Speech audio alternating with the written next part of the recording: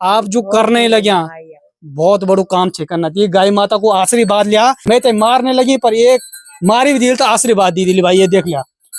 तो ये साथियों ये देख सकते हैं, ये प्योर बद्री गाय है। इसके सींग छोटे छोटे होते हैं और काली वाली गाय यदि किसी के घर में हो तो उसके नसीब खुल जाते हैं। मुझे लगता है अब तो इनके नसीब खुल गए। एक दिन इंद्रमणि नौटियाल भाई साहब इस घर में पहुंचेंगे और गाय आगे से चलेगी और ढोल दमाऊ भी आगे से चलेंगे। तो ऐसा भी दिन आएगा। तो ऐसी दीदी का मैं धन्यवाद करना चाहूंगा जिनका ये घर है। कई को घर है ये मेरे मौसी लाग दी। अच्छा, हाँ, तो घर मांगे और फिर भी आप सेवाएं करना। घास आप कहाँ कहाँ ले नहीं दो खेत कत्ती बजे आप दिहाड़ी पर जाने कतरी बता आप घास ले नहीं कि क्या कर दे, मैं तो कुछ समझ में नहीं आना। थोड़ा नाश्ता बनाने आलू तक घास नाड़ तक घास ले तब नाड़ लोकार दा। एक बात बता, इतना सारा लोग आपकी वीडियो तो दिखाना गया, मगर ऊ तो क्या कुछ बोलना चाहिए कि भाई क्या कुछ संदेश देना चाहिए ऊ तो सबको मेरे विचारों को धन्यवाद। सब लोगों को भाई बहन सब जतिया देश का बेचारा भाई बहन तो मैं धन्यवाद का दूं जो हमारे सहयोग का ना, जो हमारी मदद का ना। धन्यवाद। जो विदेश में बैठे हैं जो हनुमान जी ने क्या बोल रहा आप जो ये मुहिम चलाई ही भाई भी तो भी मेरे धन्यवाद। साथियों नमस्कार, बहुत बहुत स्वागत है आप सभी का देवभूमि उत्तराखंड में। साथियों मैं हूं परवीन सकलानी और आप देख रहे हैं गौ गंगा वाणी।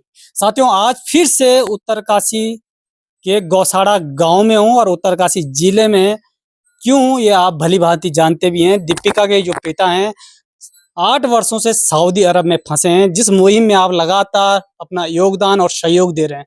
मगर इतने दिनों से मैं लगातार खबर आपको दिखा रहा हूं और आज मैं दूसरे दिन भी फिर यहाँ पहुंचा और मुझे एक चीज बड़ी देखने को मिली कि ये ताकत आखिर दीपिका के परिवार को मिल कैसे रही है और आखिर बार बार मैं यहाँ क्यों आ रहा हूँ।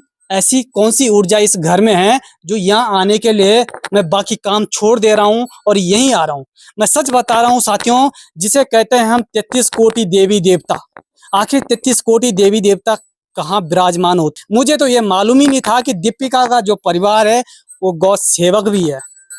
ये आप देख सकते हैं ये 33 कोटि देवी देवताओं का जो मंदिर, और ये अभी नंदी महाराज हैं और नंदी जी को देखने के लिए आप कहाँ कहाँ नहीं जाते हैं, मगर रियल नंदी को आप देख रहे हैं। मैं इसीलिए कह रहा हूँ रील और रियल में दोनों में अंतर है। जब यदि रियल में हम कुछ देखने का प्रयास करेंगे तो पता चल पाएगा।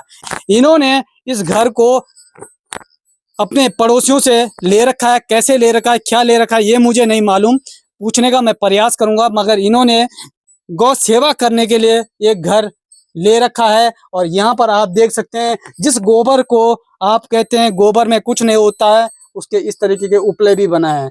कहते हैं हम लक्ष्मी की ढूंढ में तो पड़े रहते हैं, मगर लक्ष्मी तो यही है क्योंकि इसी का ही गणेश बनता है। मगर गणेश जब कोई व्यक्ति बनाता है, उपले कोई व्यक्ति बनाता है तो भाई लक्ष्मी खुद ही आती है। अब देख लीजिएगा, पंडित जी को तो आप दान करते ही हैं, मंदिरों में आप दान पुण्य करते ही हैं, मगर आज आपका दान यदि कहीं आ रहा है तो रियल किसी गौ सेवक के पास आ रहा है। सच बता रहा हूँ, मुझे देखकर हैरानी हो रही है कि ऐसी भी गौ सेवक हैं।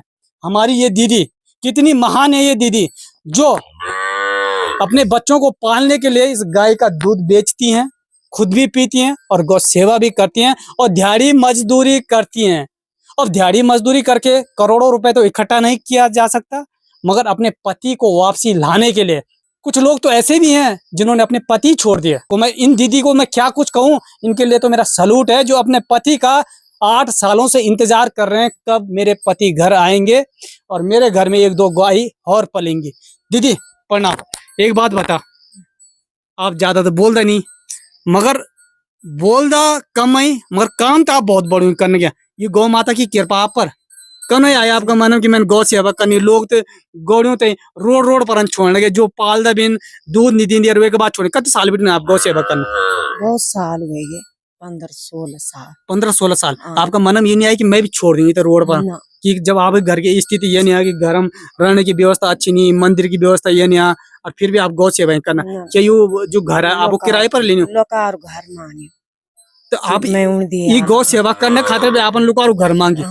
देख लीजिएगा, एक गौ सेवा करने के लिए भी दूसरे का घर मांगा हुआ है। और धन्यवाद उन लोगों का करना चाहता हूँ जिनका ये घर है। कुछ लोग तो ऐसे भी हैं जो अपने घर में कदम रखने के लिए भी मना करते हैं, भाई मेरे घर पे मत जाना। तो ऐसी दीदी का मैं धन्यवाद करना चाहूंगा जिनका ये घर है। कई को घर है यो?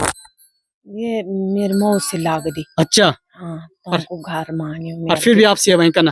घास आप कहाँ कहाँ ले नहीं, दो खेत कत्ती बजे आप दिहाड़ी पर जाने, कतरी बता आप घास ले नहीं, क्या कर दें, मैं तो कुछ समझ में ही नहीं होना। थोड़ा नाश्ता बनाने आलू तक घास नाड़ तक घास ले तब नाड़ लोकार दा। एक बात बता, इतना सारा लोग आपकी वीडियो तो देखा ना जहाँ, हाँ। मगर ऊँ तक क्या कुछ बोलना चाहिए कि भाई क्या कुछ संदेश देना चाहिए ऊँ तक? सबको मेरे विचारों को धन्यवाद, सब लोगों को, भाई बहन सब जतिया देश का बेचारा भाई बहन, तो मैं धन्यवाद का दूं जो हमारे सहयोग का ना, जो हमारी मदद का ना, धन्यवाद। जो विदेश में बैठे हैं, जो हनुमान जी ने क्या बोल रहा आप, जो ने मुहिम चलाई, ये भाई भी तो भी मेरे धन्यवाद। तो देख लो साथियों, उनको भी धन्यवाद और आपको भी धन्यवाद। मैं कर लूं भाई, यहाँ कर लूं कि भाई आप जो करने लगे बहुत बड़ो काम छे करना। ये गाय माता को आशीर्वाद लिया, मैं तो मारने लगी पर एक मारी भी दिल तो आशीर्वाद दी दिली भाई, ये देख लिया।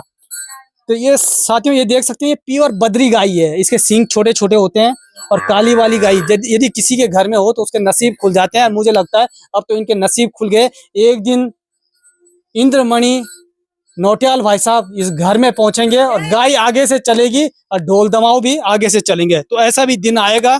और एक नंदी महाराज के भी मैं जाते जाते आपको दर्शन करवा देता हूँ, ये भी आप करें।